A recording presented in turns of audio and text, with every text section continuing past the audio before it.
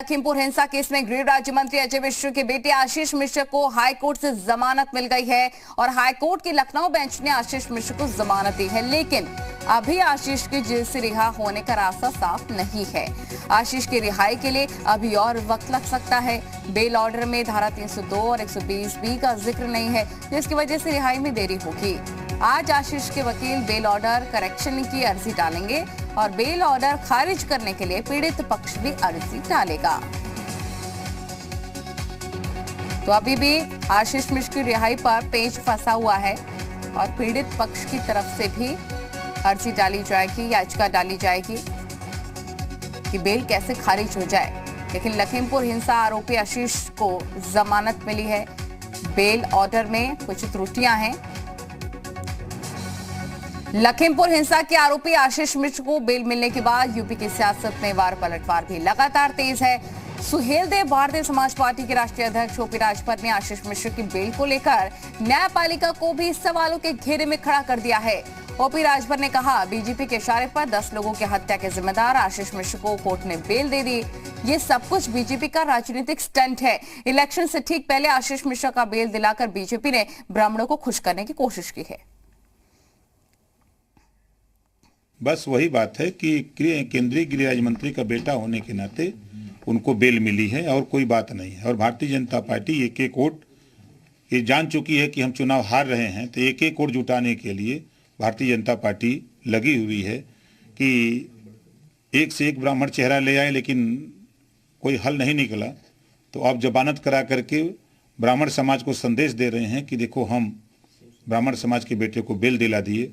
ये भारतीय जनता पार्टी इसका प्रचार प्रसार करने के लिए, और भारतीय जनता पार्टी की इशारे पर बेल मिली। जब्बार हमारे रिपोर्टर तमाम जानकारी के साथ जुड़ गया है। जब्बार, आशीष मिश्र की रिहाई में पेच फंसा हुआ है। आज इसको लेकर क्या कोई करेक्शन हो सकता है?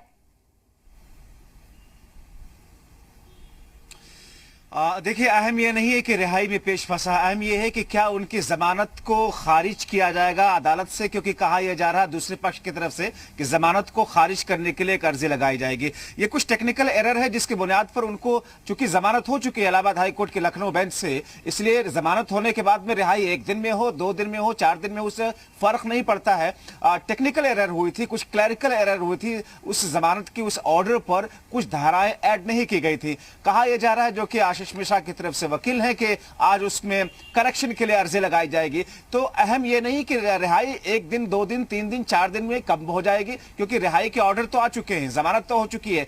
अहम यह ज्यादा है कि क्या आशीष मिश्रा के मुखालिफ पक्ष की तरफ से जो अर्जी दाखिल की जाएगी, क्या उस पर सुनवाई होगी, क्या जमानत को दोबारा से खारिज किया जाएगा, अंडर कंसिडरेशन लाया जाएगा। क्योंकि आशीष मिश्रा की जमानत होना अपने आप में SIT की चार्जशीट की जो बातें कही गई थी चार्जशीट के माध्यम से, उन बातों को कॉन्ट्राडिक्ट करती हुई चीजें हैं। हालांकि ये अभी तक बहुत ज्यादा समझ में चीजें आई नहीं कि आखिर ग्राउंड जो तय किया गया, जिन ग्राउंड की बुनियाद पर अदालत ने जमानत दी, उन ग्राउंड में कितना दम था और किस तरीके से उस पक्ष को रखा गया। जाहिर तौर पर अदालत में बेल होते समय जो आशीष मिश्रा के पक्षकार थे, वकील थे, उन्होंने ज्यादा मजबूती के साथ में अपने तर्क रखे और सामने के पक्ष के लोग उतनी मजबूती के साथ में तर्क नहीं रख सके। फिलहाल यही कहा जा रहा है। क्योंकि आरोपी आशीष मिश्र को माना गया है और कौन कौन सी धाराएं उन पर, ये भी हम लगातार अपने दर्शकों को बता रहे हैं। तो अब मुश्किल तो इसमें खास नजर नहीं आ रहा है, जैसा कि आप भी कह रहे हैं कि ऑर्डर्स तो दे दिए गए हैं।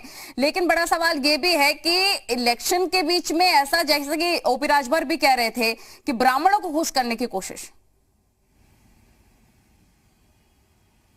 जाहिर तौर पर जिस तरीके से पहले दौर का मतदान हो रहा था और उसी बीच में जमानत होती है आशीष मिश्रा को, विपक्षी पार्टियों के खेमे में इसको लेकर के एक वार पलटवार का सिलसिला शुरू हुआ। ओपी राजभर को आपने सुनवाया कि उन्होंने सीधे सीधे कह दिया कि भारतीय जनता पार्टी के नेता का बेटा है, सत्ता पक्ष के नेता का बेटा है, केंद्रीय गृह राज्य मंत्री का बेटा है, इसलिए जमानत दी गई है, बल्कि दिलवाई गई है। उनके हिसाब से अदालत को मैनेज किया गया है। न्यायपालिका पर भी सवाल उठाते हुए वो नजर आए हैं। आप बने रहिए जब्बार, आपके पास लौटेंगे। फिलहाल